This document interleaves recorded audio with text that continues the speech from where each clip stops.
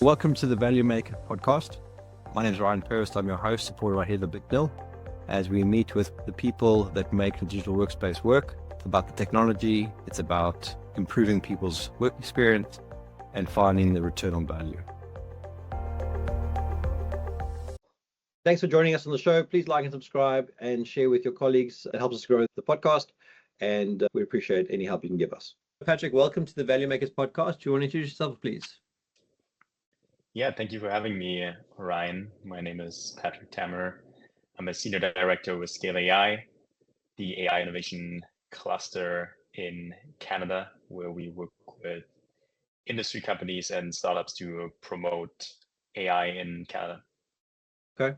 And what is the sort of vibe in Canada? Because we always hear about the North American sort of perspective. I mean, where does Canada fit in that? Yeah, overall, of course, lots going on in North America at the moment. Let's not go into the political landscape too much, but if I look at AI more specifically and the ecosystem here, I would say overall the vibe is pretty positive. I think Canada has developed quite well when it comes to AI. Of course, on the research side, we've always been strong, but also when we look now at commercialization and industry uptake, we are improving. There's still lots of work to do. Happy to talk more about that, but overall, I would say, yeah, the outlook is positive when it comes to AI in Canada. Is there hotspots across, because Canada, like, America is quite wide and broad. Sort of have Toronto and Vancouver on the two sides. Are there hotspots where there's a lot of stuff happening, startups, scale-ups, that sort of thing? Yeah, for sure. I would say it's a bit of a historical function in a sense. Traditionally, Montreal has been a very strong breeding ground for AI just because a lot of the research has been coming out of the Montreal ecosystem with Joshua Bengio and others that have done research over the last couple of decades. And that has really fueled, a strong ecosystem in Montreal when it comes to AI based on the R&D side. And then the second hotspot, I would say for sure, is the Toronto-Waterloo Corridor. So University of Waterloo, again, very, very strong when it comes to computer science and AI. Same as University of Toronto. You're probably familiar with Geoffrey Hinton, who recently Nobel Prize in Physics. He has done a lot of research at U of T on AI, especially during a time when other countries and other universities were kind of pulling back during the AI winter. Canada was still going strong, supporting that research. And that really has helped to create a strong AI ecosystem in Toronto as well. And now we're seeing the fruits of that, where R&D slowly but surely translates into a stronger startup ecosystem and commercial uptake as well. Do you find there's certain things that are happening in Canada, almost specializations? Is it machine learning? Is it computer vision? Is it NLP? I would think with the French, English languages, something like that. Is there any sort of favoritism, I guess, or preferences? I would say it's really impressive that we have expertise, again, especially on the R&D side across the board. Of course, there were some clusters, if you think of Richard Sutton, who recently won the Turing Award. He's from Alberta, and of course, he has done tremendous work on reinforcement learning. And then again, Geoffrey Hinton, who of course has done tremendous work on neural networks, again, when it was a bit under the radar still, so same for Joshua Bengio. So again, historically, those are some of the great achievements that had a lasting impact. But by now, of course, we see strong researchers and clusters around NLP. And then even when it comes to LLMs and Gen AI, Aidan Gomez, one of the co-founders of Cohere, has a strong connection with Canada. Cohere is based in Toronto. So yeah, I would say it's a pretty broad set of topics and expertise across AI. I'm really impressed at the sort of, I don't want to say the name dropping, but people you're calling out by name and what they're doing. I mean, how do you keep track of all this information? The good thing is about Canada, it's not quite as big as the US, for instance. So keeping an overview or keeping track of the ecosystem is a bit easier. And of course, it's my day-to-day job to connect with those people and promoting the ecosystem, connecting people in the ecosystem. So that helps for sure. But then I feel it's also a lot of those people have just gotten a lot of international attention as well over the last couple of years beyond Canada. So it's almost hard not to hear about them. Sure, sure. So tell us what you do. I mean, you mentioned your day job, so tell us a bit more about what you do. Yeah, so Scale AI was set up initially by the federal government in 2017. The name was maybe not the best choice, given that there's another very successful data labeling startup south of the border now that we get mixed up with quite a bit. On the flip side, it might also help with website traffic. People that initially want to go to that other company and then end up on our website. But no, jokes aside, we were set up as an innovation cluster. What does that mean? So the Canada, the federal government, they established their national AI strategy around 2017, and there were different pillars to it. One was very much focused on the R&D side, again, building on a strong legacy that we have. But then another pillar was very much focused on how can we commercialize that expertise in AI that we have in R&D, translated it into more startups, more successful startups, but also helping Canadian industry firms to adopt and leverage AI to drive productivity gains. Because again, that's the big promise of AI in the long run that we all want to see play out. And so what we do at Scale is a couple of things, but you can really think of us as, on the one hand, advisors to Canadian companies, whether this is industry firms or startups that are thinking about investing and leveraging AI. We have invested in more than 100 projects over the last couple of years. So there's a wealth of knowledge around how to think about AI for your organization, how to build a strategy, identify use cases, structure project, and actually go and implement it. And then we also have funding available from the federal government to kind of help and de-risk investments into AI. So industry firms that want to work with Canadian AI players to really go solve specific problems, test specific solutions that might still not be fully there in terms of maturity. We have funding available to de-risk those initiatives. Oh, okay. So those are really the two pillars. And in that respect, you'd pay for the pilot, or you'd pay a portion of the pilot to test the app out. Exactly. That's probably the best way to think about it. We cover some of the costs to make it cheaper, both for the people that are developing the solution, but also for the industry players that might have an interest in adopting that solution to solve specific tangible problems. And are you in a situation where people know about you generally, so they come to the government, they know where to go to the government to get the funding? So the equivalent here, I would probably guess, is Innovate UK, which has got an allocation, and you got to go through like a quarterly grant exercise and gets assessed. Is it similar for you guys then? Somewhat similar, I would say. So it's a good question around, do people know about us? I think by now, most companies in Canada know about us, but it has been a journey for sure. We started in 2017, 18, and as you can imagine, the first couple of years, it was really about building a reputation, building those networks. But now, 7 years after, I think we're really in a strong position where we are very closely connected with the ecosystem. And so we are an independent organization from the government. We operate at arm's length. We are a nonprofit. And we really try to be as business friendly as possible and really work as advisors to industry companies. So it's not really, a grant application process in the traditional sense. It's more like there could be a company, let's say in the manufacturing space, they have an interest, they have quality issues, and they're looking at finding a solution that can help, that can leverage AI and machine vision, for instance, to solve quality problems. There's a lot of things, a lot of ways how we then work and help that company. We could first help them find the right partners to work with, then help them think through how to test that solution in a safe and effective way, really understand how they're going to adopt and implement it. And then kind of the last step is see if there's opportunity for us to support with our funding to de-risk those initiatives and be more ambitious and go faster. But when you're assessing a technology play, is there like a mental checklist you have that you sort of look for, and you kind of tick it off as you go and say this is almost categorizing the risk, a low, medium, high, I guess.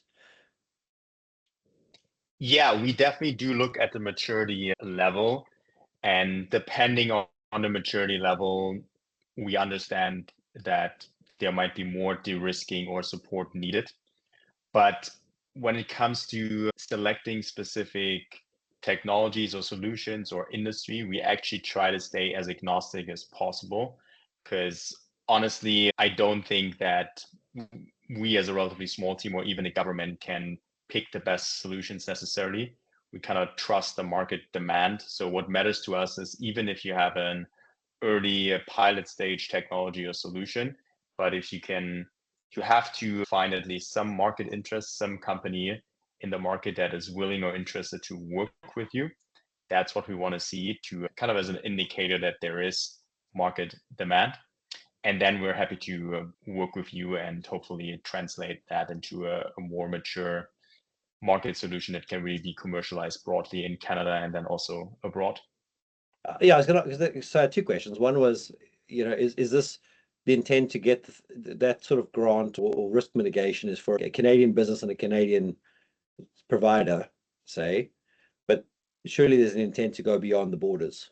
That's with the For solution. sure. Eventually, that's the goal, of course. The funding or like the support is primarily focused on companies operating in Canada. As you can imagine, that's the main objective of the federal government with the support and the funding that they provide. That makes sense. But I mean, we're around 40 million people in Canada. There will be a point, if you're a successful company, where that market becomes too small.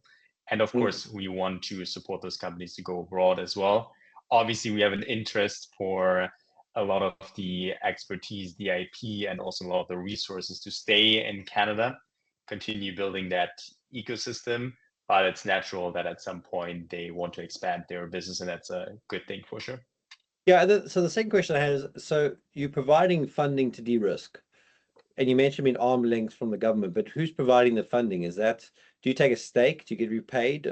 I mean, so the funding comes from the federal government eventually, but they kind of provide us with an envelope of funding, and then we have autonomy to choose and allocate that funding based on where we expect the most impact from that funding. Of course, there are certain guidelines that we have to follow, and there has to be accountability given this is federal funding. But again, we have quite a lot of autonomy to define our investment strategy and then make individual investments. We don't take equity stakes at this point. It's often really more focused on covering part of the project cost to get over that maturity hurdle, to get to a point where it's safe and effective enough for market industry companies to then go and adopt it by themselves without further support. Okay. I thought you might have taken as an entity maybe a 1% or something like that, because at some point you may not get the funding from the government anymore. And I think it's a very interesting idea for sure. I think that's something we've been thinking about, and there are other examples. I think Mariana Mazzucato, for instance, she's a strong proponent of having government support agencies to think more about the long-term return as well, taking some patient capital, for instance. Yeah, there are some other entities, to be fair, in Canada that are doing that, but not necessarily focused on AI specifically. Yeah. I mean, I don't want to call you guys a charity, but I think about the charities in some respect that get an allowance from the government, and then they almost become dependent on that grant that they're going to get. Right. And then all of a sudden the government changes their priorities or cuts back through austerity measures, whatever it is, and they haven't commercialized what they do, because you are commercializing in some respects, and you need to have that combination. But I do like the idea of a government that is feeding the economy through the risk mitigation view, not asking for anything back per se, but they're not also getting involved in creating a whole lot of red tape to allow people to get going. Because if you stimulate the economy that way, they'll get it back in the taxes and the incoming investment or customers spending on that product. That's the assumption, of course. Yeah, that in the long run, it will promote GDP, it will grow economic activity, and then through, whether it's through, as you said, taxes or other economic activity, it will benefit government in the country as a whole. Yeah. So with what you're doing, I mean, what are your senses on where things are right now versus sort of the hype cycle that we see? I mean, obviously everyone's familiar now with the Gen AI tools, the Geminis, the ChatGPT, the Grok. Are Yeah. you seeing things now? Is it actually moving beyond the sort of hype cycle now into actual implementations? Are you seeing value from those things? Or are we still not Yeah, there? I think it's a great question. I have a bit of a unique perspective, to be honest, because when we started in 2018, this was a couple of years, it feels like, ages before ChatGPT.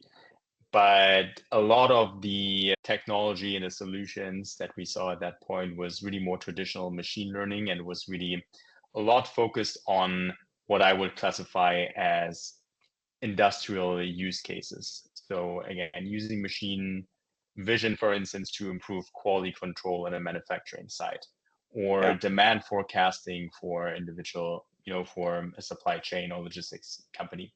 So very tangible use cases. Those are still there, and they're very important because they create a lot of value. The very exciting thing about Gen AI in general since 2020 has been that it has opened a whole lot of new use cases that companies weren't able to tackle before necessarily with AI. So especially if you think around leveraging unstructured data and using LLMs to make sense of that and automate certain workflows. You know, Obviously, a lot of the processes and workflows in companies are based on text data, on unstructured data, and has been very hard for companies to get efficiency gains in those areas. That is becoming more and more possible. The second thing that's really exciting about Gen AI is the adoption costs of Gen AI compared to more traditional AI, I would say, is lower. I think initially we thought it's tremendously lower. It might not be that much lower as we thought in the beginning, but it is lower overall. Like if you think about implementing a machine vision quality control system in a manufacturing site, it's still quite expensive. It still requires quite a bit of customization, expertise, testing in the real world. Of course, the ROI can still be totally worth it because you will get a lot of impact from it. But the initial upfront cost and transaction costs are significant. With Gen AI, the interesting piece is that you can build pilots, you have kind of standardized products, foundation models that you can leverage that are already quite smart based on the way how they're pre-trained. And there's still some customization, etc., and integration change management needed, that's for sure, whether it's RAG or fine tuning. But overall, the upfront cost is lower. It's cheaper and it's faster. I think that combination of unlocking new use cases, especially around unstructured data, and lower upfront costs, that's why it has been creating such a hype over the last couple of years. I think if I think about the potential, I totally agree that it's huge. I don't think it's overestimated. What's overestimated, as usual, is I think the timing of implementation. We always overestimate how fast things get implemented, especially new technologies in the first 12, 24 months. And we kind of underestimate the penetration over 5 to 10 years. And I think this will probably be similar for Gen AI as well. Yeah, I was having this conversation with someone yesterday, and we were saying, is an AI project any different to a normal digital transformation project? And I don't think it is that much different. You still need to have executive sponsorship. You still have to have a goal. You still have to have your data prepped, all your systems known, and what your use cases are. But I think to what you've said, once you get going, your return on value will come faster. And what you can Yeah. do in deliverables, once things are in place, will be more continuous, more improvable, etc. Because I don't think everyone needs to go build a new portal system, for example, or a whole new web system, because for most cases, an agent version of what you're doing, being able to consume the data and the knowledge and provide that in a conversational format will meet the need. So you don't spend as much time building UI, UX experiences. Yeah. That's not to say there aren't any of those things, but you can do a lot without doing that, which means your iterations are quicker. I think that's right. Yeah. Yeah. So what are you seeing as trends then? I mean, where are things headed from what you see across the various startups, scale-ups that you see? Yeah, I think the interesting piece is that if you think about new startups at this point that focus a lot on Gen AI specifically, it's going to be an interesting journey over the next couple of years where the value creation goes. I think there will still be a lot of startups using traditional AI approaches to solve very specific problems, whether it's in a specific vertical or a specific part of the value chain. I think that won't go away in the foreseeable future. What will happen to those, I think, hopefully, is the amount of customization of those AI systems will come down continuously. That will make adoption cheaper, and we should see more penetration. Again, I think this is pretty much similar to most technologies. If you think back 20 years ago or so, when the first websites came out, there was, you needed a lot of customization to build yourself a website, get yourself a website built. Now it's very standardized. It's very cheap to adopt, and hence penetration is very high. I think that will be the same when it comes to traditional AI. For Gen AI, I think we're still in the stage where, again, it's TBD where value will really accrue in the value chain. There's this whole debate, of course, around foundation models. Can you make money with foundation models? The pressure from open source on the commercial providers, potential commodification of those foundation models. That's, I think, a debate and a topic that will keep us busy for the next couple of years. What do you mean by a foundation model? So if you think about the big providers like OpenAI, Google with Gemini, and then the open source equivalents like Llama from Meta, as well as DeepSeek now out of China, those are massive pre-trained foundation models that you can, if you want to build an application, you can basically leverage them. They come with a lot of intelligence already because of the way they've been pre-trained, and you have to do potentially some level of fine-tuning and additional customization. But again, it's relatively low compared to a traditional AI application where you would start with a data set, you would pick a set of algorithms depending on the problem that you have, and you would kind of train the model more or less from scratch with the data set that you have, right? That's, I think, very different for Gen AI. Again, that's what I meant before. It's a big unlock to have this initial building block already in place that you can leverage. The question is just for those foundation model providers, will they be able to make money with that, given that we see more and more open source competitors coming in, being able to train models with less for cheaper, and putting pressure on those commercial providers. Yeah, it's okay. So it was funny enough, that's the question I was going to ask you about. Where do you see the open AIs and all that playing? Because I've been very impressed, for example, with AWS's Bedrock in building an agent that's going to use whichever model you like. And there's a few products, I think U.com is one, where you basically post the problem or whatever the prompt is, and it goes and picks the right engine to use to solve the problem. And even today, I think just that the ability to write a good prompt, you almost have this need for a solution to write the prompt for you to get the best out of the engine and know which engine to use, because one's better for creative writing, one's better for deep research, one's better for whatever it is. I don't know what your thoughts are on that, but it just seems to be that's where we're going. It's sort of a convergence in some respects. Yeah, I think that for sure it's a big trend that will probably continue. All the auto ML platforms, right? Whether it's Bedrock, as you said, or same with Vertex for Google, it really brings down the expertise that you need, the deep level of understanding of the algorithms that you need in order to adopt it.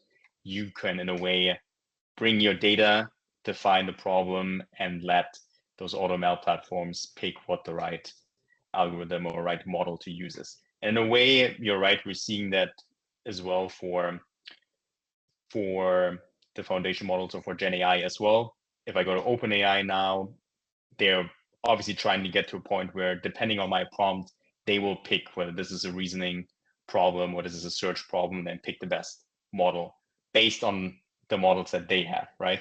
And if you think about Perplexity, for instance, Perplexity more of an aggregator trying to bring different models together, and then depending on what your need is, they pick the best model to use. So I think that is exactly what I meant before. It will be very interesting where the value actually accrues, right? Will it be the foundation model providers themselves that will capture a lot of the profits, or will it be companies that are able to aggregate the demand and then leverage models which become more commodities and have the access to the customers, but really just give you a solution based on what you need, and it doesn't really matter what foundation model is being used in the backend, which I think is also likely just because I think everyone by now has a bit of benchmark fatigue. Every time a new model comes out, they claim it's the best model. If that's totally true, honestly, who knows? Probably at this point, very few people follow all of those benchmarks, but I think it's fair to say that we see that each time a new model comes out, it's getting very close to that top tier, right? There's not massive differences anymore between the latest models that come out and the best in the market. So if that continues, again, it's just another indicator, I would say, towards more commodification of foundation models. Yeah, and it's interesting. The sort of analogy I draw is if you look at cars, you can't really go buy a bad car now. You'd have to really. I'm talking about new cars. You'd have to really try. And in the same token, you can't really get a bad LLM model. Yeah. Because they constantly being fixed. And it's quite amazing to how fast they've been improved on, and how fast we get a new model or a new thing that's put in place. And obviously, there's a lot of money going into it. Right. But it does lead me to the question of, if we've got all these things that are working, and I'm fascinated by prompt engineering and how you can get so much out of these things. What does it actually mean for the workforce, the human workforce? Are you guys seeing anything around that? Obviously productivity and effectiveness is a big thing around these things, and being able to scale volume. Do you think it's really going to cut jobs? Do you think jobs are going to change? Do you think we'll do less work and get paid the same? Or do you think we'll just get more work because now you can do AI, some of it, to do more work? Yeah, I think we will probably need another hour or so to discuss that. Obviously, it's a question that I think about a lot. It's a question that many people think about a lot. I think there's some things that are probably more certain to say and other things that we're less certain about. I think it's safe to say for sure that jobs will change. You're already seeing that. Again, if you look at developers now using Claude, for instance, for coding the job, it is already changing. And immediately it seems to potentially pose a threat for entry-level developers, for instance. But it's really hard to predict those trends in the long run. I saw a lot of examples on LinkedIn over the last couple of weeks about mathematicians and calculators, electronic calculators coming out. In the beginning, everyone was like, hey, we don't need mathematicians or statisticians anymore. They're done. Obviously, it's not the case, right? We're using calculators, but there's still mathematicians and statisticians around. So I think what the exact job impact will be, like how many jobs will be lost, how many will be generated, let's be honest, it's impossible to predict at this point. I see a new report from a consulting company every 1 or 2 months with tons of built-in assumptions, extrapolating relatively recent data series. It's impossible to predict it over 5 to 10 years. Other than, as I said, the fact that we know most jobs will change, and being able to adapt to it, that will be important, and probably more important than doing some other periods in the labor market. To your other question, are we going to work less and get paid more? I think it's interesting, right? Because that's really where the policy side comes in, and the way how we manage the relationship between labor and capital in our societies. We had this consensus, the societal consensus over decades now, that there's around 40-hour work week, and we get paid for that based on the number of hours that we work. But of course, that's just a social construct in the end, right? Nothing says that it has to be 40 hours. Nothing says it has to be, the pay has to be exactly paid on the hours that we work. So there is, of course, opportunity, but that's going to be a struggle, right? It's going to be a struggle between the people that own the capital and labor. And it's going to be interesting because organized labor, of course, in most of the Western countries has had a hard time over the last couple of decades. So we'll see where we land on that. But I think there are also some interesting ideas and concepts that we have to think about more. If I think about employee stock ownership, for instance, I think that's can be a very effective tool to make sure that workers benefit from the productivity gains of AI. Because what happens in most cases, if a company adopts AI, who benefits the most, of course, again, are the owners of the company in the end, through more profits, more free cash flow that can be returned to shareholders. So in a way to mitigate the potential risk on employment, enabling employees to own more and buy into the capital gains of AI, that could be an interesting tool too. But that's just one idea, and there are a lot of other people, smarter people that are thinking about ideas how we can manage that impact. I mean, I totally agree with what you're saying. I don't think there's a real answer to it. In some respects, some people are so mature with using these tools, and I do want to know what tools you use on a daily basis. And some are so far behind or not even aware of. So I don't think it's as much as it's available, like Copilot's available. I don't think everyone uses Copilot, and I know a lot of people use ChatGPT, but they probably use it very basically for the most part. And then there's those that are really proficient. So I don't think we've hit that stage yet where it's really taking a job out every day. But we definitely agree on the sort of junior developer. In fact, one of my friends has taught himself to be a developer using ChatGPT, and I think that's quite amazing. But I kind of have this exponential feeling that the more we can use technology to accelerate or reduce the mundane stuff you're doing, the more stuff we'll end up doing that is higher value.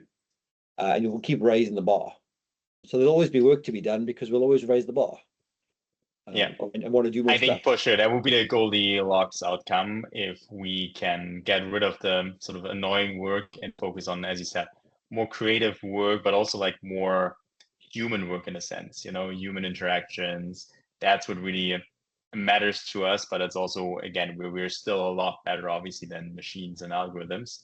So I totally agree that would be the utopia in a way if we can make sure that we still, the economic impact, we still get paid enough, have enough money to live decently, don't have spiking inequality, and at the same time change or shift kind of what we do with our time. I think most people would agree that would be the best scenario. Yeah, 100%. I mean, I don't think we're at the Star Trek level of replication technologies that there's no need to have capitalism because we can just generate what we need or replicate what we need. But maybe that's where we end up, where I actually watched an episode yesterday of a Next Generation where people that were frozen were unfrozen. And one of the characters was a financier who was like, well, I've been asleep for 350 years. How much money have I got? Interest and stock exchange. And they were like, we don't even use money anymore. We've moved past that. And that would be awesome if we got to that kind of thing where, we're just so beyond it that everyone just gets what they need. They can just live and, Yeah, it's an interesting question, right? Whether it's actually, if nature is the constraint, if our natural environment is the constraint, or human nature is the constraint in that regard, right? I see your point that I think it's realistic that we get to a point where just in terms of the natural environment, we get to a world where we can produce pretty much anything we need and anything we want. But then I don't think that will be the end of capitalism, because I just think human nature, we will always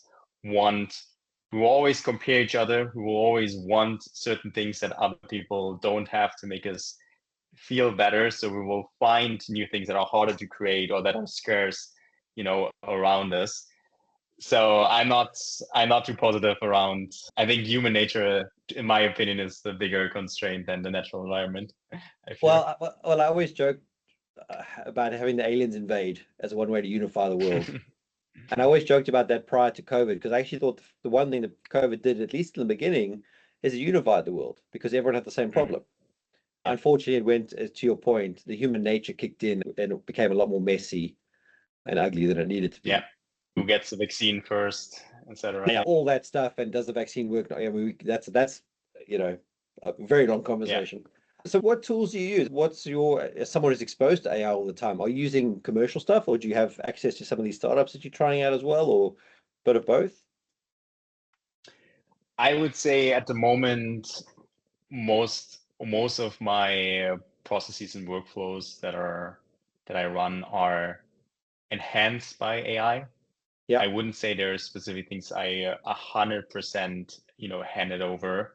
Again, with agents, I'm excited this year because I could see completely handing over some of my workflows. But what do I use? I mean, definitely use Perplexity on a daily basis for research. I think it has been very impressive from the beginning, but also how fast it's getting better. Basically giving access to deep research for free, at least to a limited degree. I think you have like 3 deep research queries per day. So very big fan for sure. Then still using ChatGPT more for the reasoning models. I think that's really where it has the most value to me.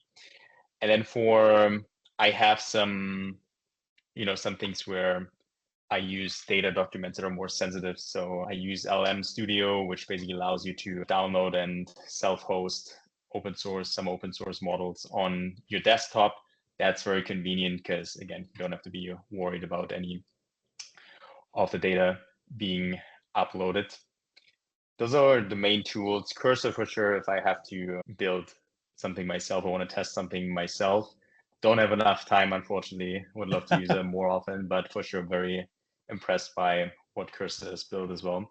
And then for sure, yeah, some of the tools, we try to test out where possible the tools that companies that we work with are building. But again, a lot of those are more industrial applications, so they don't translate directly into my day-to-day workflows.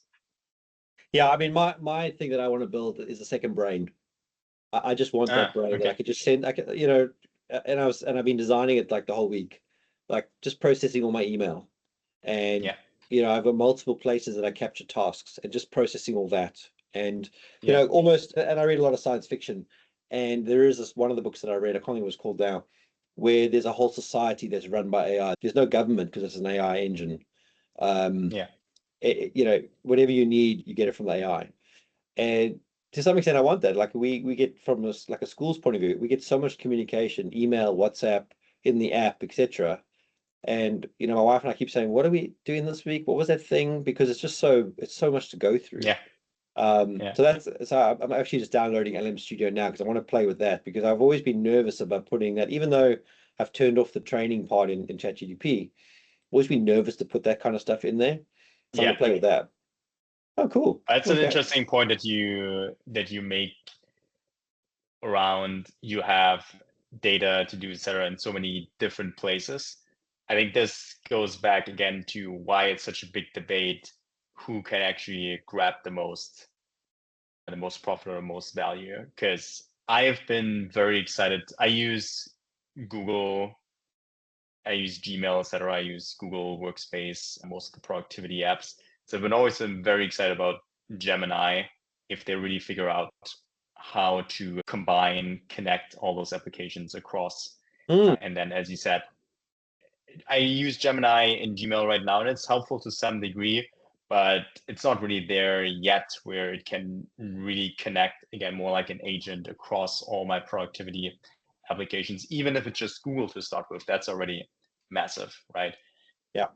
Use Chrome, use Calendar, whatnot, Drive, etc. That's already a massive, massive unlock. And again, it's interesting because it's not what we thought in the beginning, right? It might not be Gemini itself, the foundation model, that creates value here for the user, but really the ability to connect across tools, across all the different data sources that we use, and then combining it with a foundation model, which again, as you said, could be you could interchange that probably for different models and wouldn't probably see too much impact from that, at least in the near future when a lot of those models kind of align in terms of performance. Yeah. So I haven't tried the Google experience with Gemini. So, I mean, so Apple's done a little bit of this. So if you use the Apple Mail app, it'll summarize whatever's going on and give you sort of a priority list, which I think is quite useful. Yeah. How does Gemini work in comparison? Yeah, I mean, you might have used it indirectly when you just use Chrome now and you see the AI summaries. To me, honestly, that has been quite useful because it's interesting because I might spend less time on a search now than before, which might not be good for Google, but I get information a lot quicker than I did before. Don't have to go through several websites. Morning, Dad. Hello. Welcome. Mila, say hello. Hello. This is Patrick. Hello. Nice to meet you. Hi, So- Patrick. So Mila actually, I'm glad she's here because that's actually good. So Mila talks to the bald guy, which is ChatGDP, at night sometimes for her story. So we created a GDP for one of the characters we made up, and some nights Interesting. she'll talk to ChatGDP and tell her all about her day and what she's been up to and all that stuff. And she'll talk to this, obviously the voice version of ChatGDP, and then we'll sit there and generate stories based on our a bit of fine tuning, I guess, and images to go with it. And I love that part of it because there's books, for example, that you read that you just never want the series to end, and AI could just carry on generating a new book based on For sure, and it's a totally different level of immersion. Yeah, that's interesting. But just to finish on the Gemini experience, so for me mostly I use the Gmail plugin to, I get too many emails every day and I forget what I talk about with different people. So that knowledge retrieval summarization is quite useful. But again, I'm really excited for the next couple of iterations where I can ideally in voice mode just interact with Gemini to get through my emails faster, create calendar invites and whatnot automatically, really just like a pure assistant that manages the different productivity apps, save stuff in Drive or retrieve information from my Drive. I think it's totally doable. So pretty excited about that. Yeah, I mean, the biggest issue probably is trust. Do you trust this thing to touch your data and all the rest of it? And Kevin Kelly wrote a book, was it 12 eventualities or 15 eventualities, something like that. And one of those things is your data is already out there. It's just your choice on how much data you want out there. Yeah, but that's the thing, right? With Google, like if I use Drive, if I use Gmail, I have a certain level of trust in Google already. And of course, they have to work hard to maintain that trust, but there's a minimum level already there. I don't have to not working with a new company or giving my data to a new company in a sense. Yeah, well, and that's funny because I think that's almost what's going to happen is you're going to have to trust an ecosystem basically be once you're in. And I think this is where compliance and policy will have to come in to say, well, actually, you need to be able to exit one platform and go to another one, or you need to be able to, much like you can with GDPR, request to be deleted. You need to be able to request that you can be deleted, but also that what it's learned about you and all that can't be used against you or whatever it is. I mean, there's some some scary perspectives you could have with this. For sure, especially if you think that through all the way, right? If you allow your data to be used for model training, deleting how your data was used to optimize weights and biases in a foundation model, that becomes like a whole different Pandora box. How if you can actually do that technically. Yeah, that's interesting. Yeah, great. It's been great chatting with you, Patrick. Anything else you want to share that we haven't covered? No, it was very interesting. Thanks again for the invite. Love the conversation. Yeah, it's been great. Do you want people to email you or do you prefer they contact you on LinkedIn or something? LinkedIn is usually better. Yeah. I'm pretty active on LinkedIn, so feel free to reach out, connect. Happy to chat more. Fantastic. Great. Thanks so much for your time. Awesome. Thanks, Ryan. Great. Thanks, Patrick. Thank you for listening to our episode. I hope you enjoyed it. Please share it with your friends and colleagues. Help us grow our network. Please also check out our website at www.value.work and our product that's on there. It's something we worked really hard on. We hope that it benefits you.